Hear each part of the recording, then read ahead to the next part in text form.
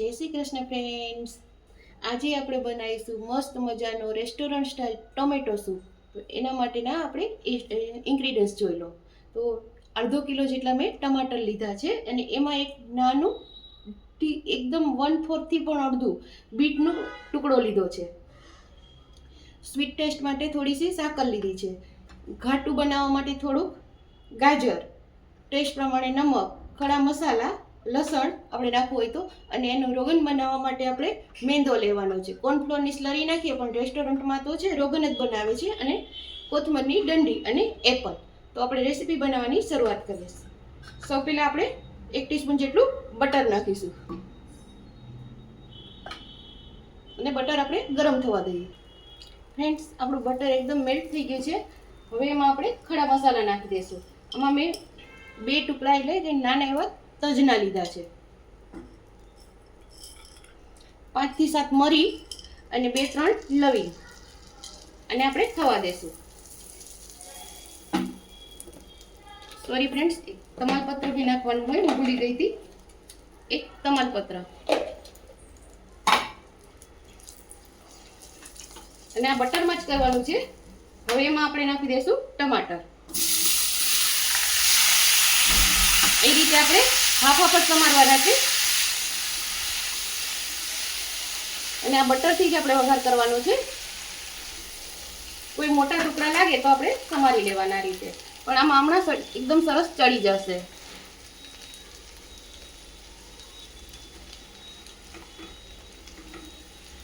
એમાં આપણે ગાજર, અને બહુ ટેસ્ટ એકદમ સ્મેલ ના આવે લસણની, એટલે આપણે લસણ છે ઉપરથી હવે નાખીશું, એટલે બટરમાં ન સુતરાય આપણું લસણ. અને આપણે ચલાવી લઈશું. ટેસ્ટ પ્રમાણે નમક,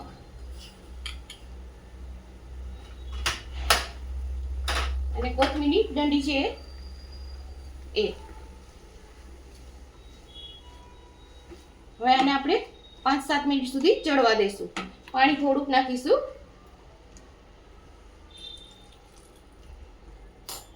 ને આને ચડવા દઈશું. તો ફ્રેન્ડ્સ, હવે આપણા ટમાટર એકદમ સરસ ચડી ગયા છે, તમે જોઈ શકો છો. હવે આને આપણે ઠંડુ થવા દઈશું. અહીંયા આપણે રોગન બનાવવાની તૈયારી કરી લઈશું. આમાં આપણે બટર નાખીશું 1 ટેબલ સ્પૂન જેટલું,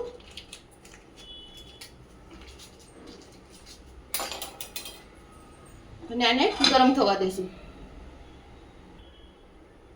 ફ્રેન્ડ્સ, હવે આપણું બટર મેલ્ટ થઈ ગયું છે. એમાં આપણે મેંદો નાખી દઈશું.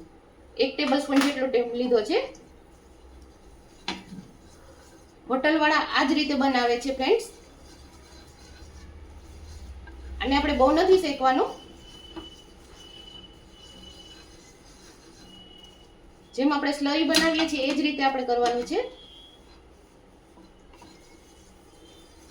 ત્યાં સુધીમાં આપણે ટમાટરનું મિશ્રણ છે ઠંડુ થઈ જશે.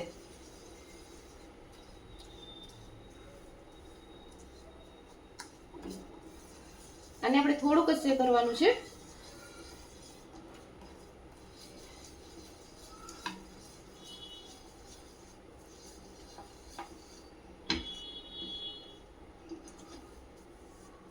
આ રીતે આપણે કરી શકીએ. અને ફ્રેન્ડ્સ, આ ટમાટર ક્યારેય કુકરમાંનું સૂપ નહીં કરવાનું, નહીં તો એના બધા વિટામિન્સને એ જળવાતા નથી બરાબર, અને રેસ્ટોરન્ટ જેવું નથી બનતું. એ લોકો શું કરે છે, ઓરેન્જ ફૂડ કલર નાખે છે એમાં, ને આપણે બીટરૂટ નાખ્યું છે, એટલે આપણો થોડો કલર ડિફરન્સ આવશે, પણ ટેસ્ટ એકદમ હોટેલ રેસ્ટોરન્ટ જેવું જ બનશે આપણું. આ એકદમ સરસ શેકાઈ ગયો છે. હવે આપણે બંધ કરી દઈશું અને આને ઠંડુ થવા દઈએ બંનેને. ફ્રેન્ડ્સ, આ થોડું ઠંડુ થઈ ગયું છે. હવે આમાંથી આપણે આ તમાલપત્ર છે એ આપણે કાઢી નાખીશું. અને આમાંથી એવું લાગે કે આપણે ખડા મસાલા કાઢવા છે તો એ પણ આપણે કાઢી શકીએ, પણ મને એ ફાવે છે એટલે હું નથી કાઢતી. હવે આને આપણે મિક્સીમાં પીસી લેશું, પછી બતાવું છું આગળ. ફ્રેન્ડ્સ, આ આપણું મિશ્રણ ઠંડુ છે. એમાં જ મેં હાફ એપલ લીધું છે, એને આપણે ખમણી નાખશું. એપલથી એનો ખટ મીઠો ટેસ્ટ બહુ સરસ આવશે. આ રીતે આપણે ખમણીને એમાં પીસી લઈએ. ટુકડા પણ કરી શકીએ, પણ ખમણીને કરીએ તો સારું લાગશે. આ રીતે હું ગ્રાઇન્ડ કરી લઉં છું.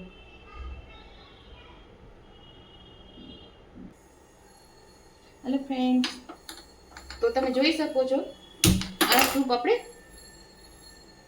ગાળી લીધું છે મેં, અને ઉપરથી આમાં બ્લેક પાવડર, મરી પાવડર આપણે જે નાખ્યા હતા એનો પણ ટેસ્ટ આવી રહ્યો છે અને કલર થોડો દેખાશે. હવે આપણે એને ચલાવતા રહેશું. અને જે આપણે આ રોગન બનાવ્યું હતું એમાં આપણે પાણી નાખીશું. અડધો ગ્લાસ પહેલા નાખવાનું અને આને એકદમ સ્લરી જેવું કરી નાખવાનું, ગાંઠા ના રહેવા જોઈએ. એ આપણે સૂપમાં મિક્સ કરી દેવાનું છે.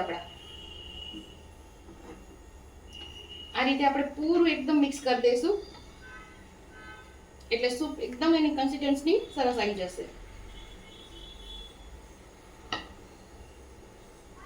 આ રીતે આપણે એને એકદમ ચલાવવાનું છે, કારણ કે આને આપણે ગાળવાનું નથી. જેમ આપણે કોર્નફ્લોરની સ્લરી કરીએ એ જ રીતે આ નાખવાનું છે.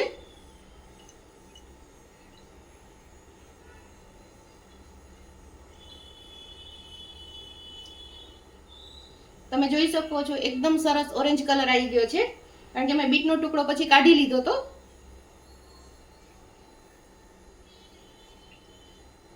રેસ્ટોરન્ટ સ્ટાઇલ આપણે બનાવીએ છીએ એટલે નેટેડ બીટ તો આપણા હેલ્ધી છે. તો આ રીતે હવે આપણે એમાં બધું મિક્સ કરી દઈશું અને આને ઉકળવા દઈશું. હજુ આ થોડું ઘાટું લાગે છે તો આપણે એમાં પાણી નાખીશું અને એમાં જ આપણે સાકર નાખી દઈશું. સાકર આપણા ટેસ્ટ પ્રમાણે, આપણે કેટલું મીઠું ખાઈએ છીએ એ પ્રમાણે આપણે નાખવાની છે. હું આમાં 2 ટેબલસ્પૂન જેટલી નાખું છું.